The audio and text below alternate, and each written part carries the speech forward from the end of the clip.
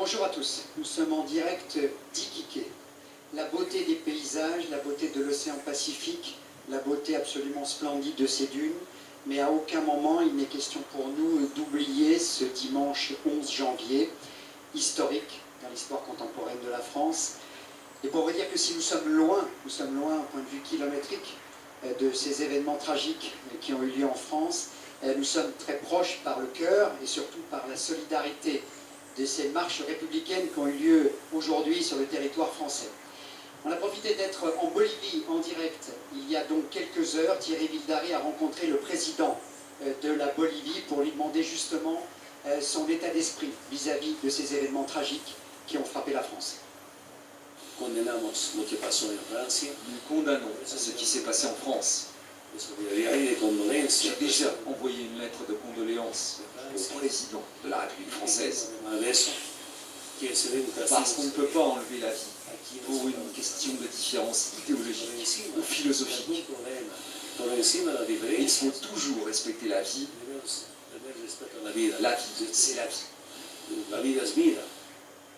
Voilà, 100% de solidarité de la part des équipes de France Télévisions et d'Amoris Sport Organisation avec ces marches républicaines, donc aujourd'hui, pour rendre hommage aux 17 morts de ces événements tragiques. Le Dakar, donc aujourd'hui, c'est une journée très particulière aujourd'hui. Pourquoi? Parce que pour la première fois dans l'histoire du Dakar, eh bien, les grandes catégories, c'est-à-dire auto, camion, moto et quad, ont des parcours complètement différents aujourd'hui. Alors, on se souvient ensemble qu'on est dans le nord du Chili, presque à la frontière avec le Pérou ici, et pas loin de la Bolivie. Nous sommes à Iquique, en direct. Donc, ce matin, donc, les motos parcouraient la spéciale, donc la course entre Iquique, le Chili, et Uyuni, en Bolivie. Les autos, elles, partaient d'Uyuni pour revenir vers Iquique en passant sur ce salar, là, ce décor absolument somptueux. Vous allez revoir ces images de ce lieu absolument unique au monde. 100 km d'une mer de sable toute plate, où le départ des voitures d'ailleurs était donné sur le sable. Et puis, les camions, eux, les camions tournaient comme ça, ici, dans les dunes, autour d'Iquique, parce que les camions ne sont pas passés en Bolivie. Donc, parcours également spécial pour ces camions aujourd'hui. On va faire le point, on va tout vous expliquer en détail avec toutes nos équipes, avec tous les journalistes qui sont présents sur le terrain, dont Jean-François Kerkart, l'ami Keke, qui est dans l'hélicoptère. C'est Yacine Al-Raji qui va s'élancer dans la grande descente qui nous mène au bivouac. C'est lui qui va s'élancer le premier parmi les voitures dans cette descente vertigineuse. Il passe là un camion, c'est lui qui passera la ligne d'arrivée le premier. Mais pour autant, il n'est pas dit que c'est lui qui gagnera l'étape.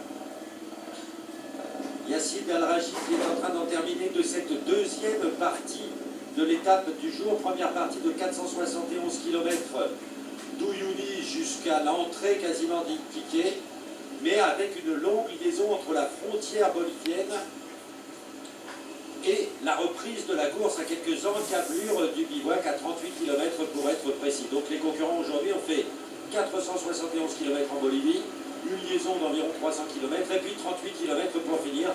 Et Al-Raji là qui est en train de dépasser un deuxième camion et qui va bientôt en terminer avec le secteur chronométré du jour. Voilà, c'est fini pour Al-Raji. Al-Raji qui va réussir une bonne performance, mais enfin il faut savoir qu'aujourd'hui, malgré la longueur de l'étape et la longueur des deux séquelles, surtout la première, on n'aura pas d'écart sensationnel énorme par les ténors du classement général. On va retourner derrière, voir ce qu'il se passe et évidemment, on vous tient au courant, Gérard. Merci l'ami Keke. Donc le dispositif aujourd'hui, parce que c'est une nouvelle fois une petite performance technique que nous propose Lionel Betzer avec Séverine Thibault et Jean-Philippe Guillain qui coordonnent tout ça. Vous le voyez, on a Thierry Vildari qui est en bas à gauche, là-bas en bleu, lui il est en Bolivie. J'ai Xavier Richard qui est dans le bivouac, j'ai Luc Alphand qui est à l'arrivée et nous avons l'hélicoptère pour les arrivées sur la dune. Allez, direction la Bolivie maintenant. Uyuni, avec une température qui est relativement différente de la nôtre. Ambiance là-bas. Monsieur Météo, Thierry.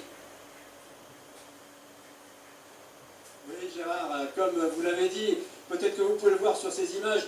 Ici on a bâché carrément, polaire, doudoune de rigueur. Depuis 2 jours, on oscille entre quelques rares éclaircies, 35 degrés, et ensuite des passages nuageux, on perd 10, 15 degrés, et même comme il y a quelques instants encore, des orages de pluie et de grêle qui balayent l'altiplano, qui viennent des Andes et qui sont assez violents et qui font chuter la température à 10 degrés. C'est même encore inférieur le soir où les concurrents ont vraiment froid. Donc on peut imaginer que ce qu'ils ont vécu hier avec des rios en crue qui ont parfois submergé les voitures, je ne sais pas exactement quelles conditions trouvaient les motos ce matin pour arriver jusqu'ici. Vous pouvez voir derrière moi le podium au fond de la rue où elles vont arriver d'ici maintenant, moins d'une demi-heure, on attend les premières motos. Des conditions météo et climatiques exceptionnelles et très difficiles, et en tout cas très différentes de celles de l'an dernier, parce que même en pleine journée, eh bien, il faut se couvrir pour tenir le choc ici. On imagine ce que vivent les concurrents, notamment sur leur moto. Merci Thierry, on revient vers vous tout à l'heure pour l'ambiance la nuit dernière, parce qu'il faut s'en souvenir, et on vous le répétera 3 fois, ce sont des équipes marathon, des étapes marathon aujourd'hui. C'est-à-dire que pour chacune des grandes catégories, il n'y avait pas de mécanicien, il n'y avait pas d'assistance. Donc on va voir un peu comment ça s'est passé là-bas justement en Bolivie. Oui Yoni, Luc, Alphand, vous êtes à l'arrivée, vous êtes avec Yazid, c'est ça, avec le Saoudien. On va de cette fabuleuse et mythique maintenant descente d'Iquique, on retrouve Yazid Al-Rajid. Yazid, finally, you were 8 seconds after the first part, so maybe, we don't know yet, because all the cars are together, we don't know yet the time, but you made a good stage. Yeah, I think it's still late, not yet fixed, soon fixed. I think you see very good time always. Yeah, the car looks really great with the 2 days marathon. La Yeah, voiture a l'air bien après les 2 jours de marathon. sure, Toyota very nice car and reliable, and you see it here, good time, yesterday second, today maybe first, or top 2 car is Hilux, and the Hilux is reliability and everything okay. Ouais, il dit donc justement c'est bien parce qu'il ne sait pas encore s'il a gagné l'étape, parce que là on est vraiment et tout le monde arrive en même temps. Ce serait quand même peut-être la première victoire pour Toyota, parce que ça marche bien aussi pour Jenny De Villiers qu'on va retrouver et qui va arriver ici. Donc voilà, peut-être, et là je ne peux pas vous le dire tout de suite, la première victoire de Toyota sur ce Dakar. Allez hop, on décolle, on retrouve Kéké en hélicoptère, justement au-dessus de Giniel de Villiers. C'est parti. C'est la grande bataille finale dans les dunes, juste au-dessus de vous, Gérard, au-dessus du bivouac d'Iquique. Vous avez 2 voitures sur votre image. En haut, il vient de disparaître derrière la dune, c'est Nasser Al-Attiyah. Ici, au premier plan, c'est Giniel De Villiers. Normalement, Giniel De Villiers aurait dû prendre 3 minutes à Nasser Al-Attiyah aujourd'hui, après avoir effectué 471 premiers kilomètres de spécial formidable. Mais, dans les 38 derniers petits kilomètres qu'il restait à parcourir en arrivant à Iquique lors de la deuxième partie de la spéciale, Giniel De Villiers, à gauche de votre écran là, a crevé. Il a donc perdu 2-3 minutes à changer sa roue. Et que s'est-il passé? Eh bien, Nasser Al-Attiyah, à droite de l'écran, est passé devant Giniel De Villiers dans les dunes. Évidemment, Giniel De Villiers, il était un petit peu à l'arrêt, un peu retardé. Et le temps de réparer tout ça, eh bien, Giniel De Villiers a reconcédé les 3 minutes qu'il avait gagnées sur Nasser Al-Attiyah. Quel dommage. On entame l'immense descente là, avec Giniel De Villiers qui disparaît derrière cette crête. Et nous allons fondre sur Nasser Al-Attiyah que vous allez découvrir très très vite.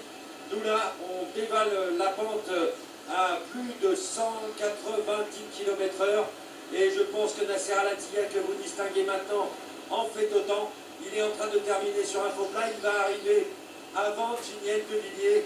Ça veut tout simplement dire que, au bénéfice de cette ultime crevaison, eh bien Nasser Al-Attiyah, crevaison de Giniel De Villiers, on est bien d'accord, eh bien Nasser Al-Attiyah va certainement gagner du temps sur son adversaire sud-africain. Dommage pour Giniel De Villiers, qui avait réussi un sacré joli coup aujourd'hui. On en reparle tout à l'heure.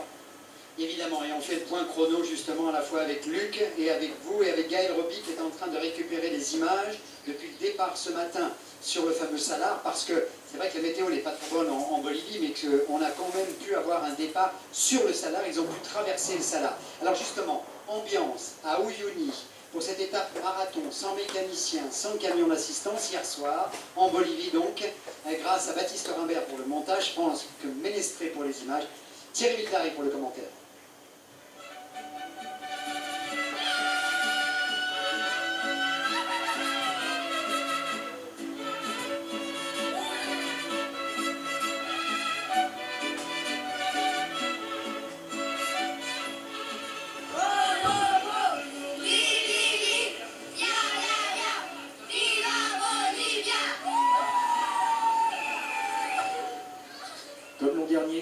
sont venus de tout le pays et du fin fond du campo, la campagne.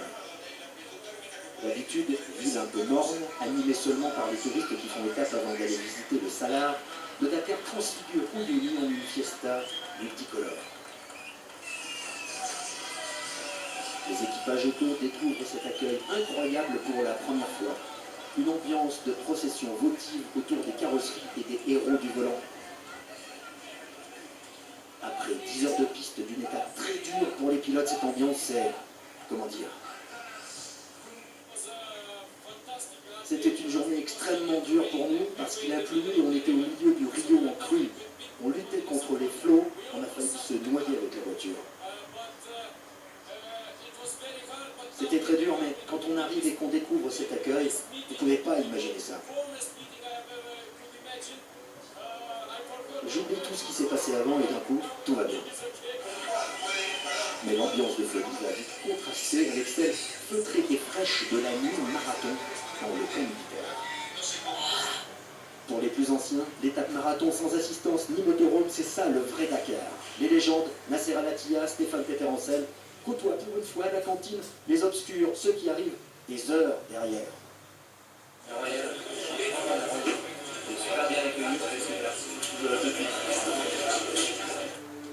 Parc fermé, quasiment désert, très peu de mécanique autour des autos. À cela, deux raisons. La première, Je pensais pas qu'à Ville, il faisait aussi froid quand même. C'est l'été. C'est l'été, 13 degrés. la seconde, l'état des voitures après les orages et les rios en crue.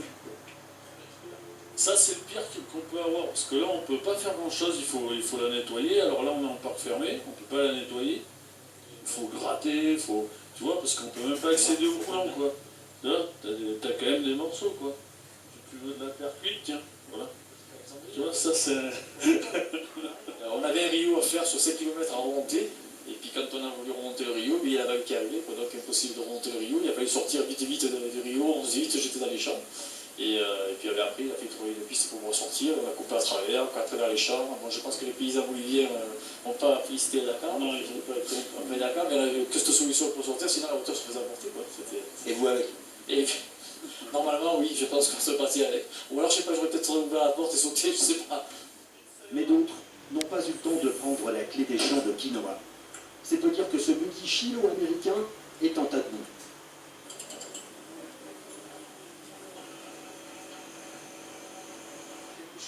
Est-ce que vous pouvez nous montrer le numéro de votre voiture?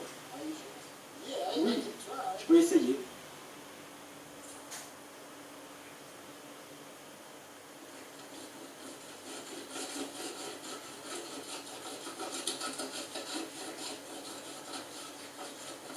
Le 430. Est-ce que vous pouvez nous montrer le pare-brise? Oui, il était tellement pourri qu'on a dû l'enlever, mais on peut essayer de faire les carreaux. C'est comme ça, dans le sable, ça marche bien, mais pas dans la boue. Vous avez beaucoup de sponsors? Oui, on en a beaucoup.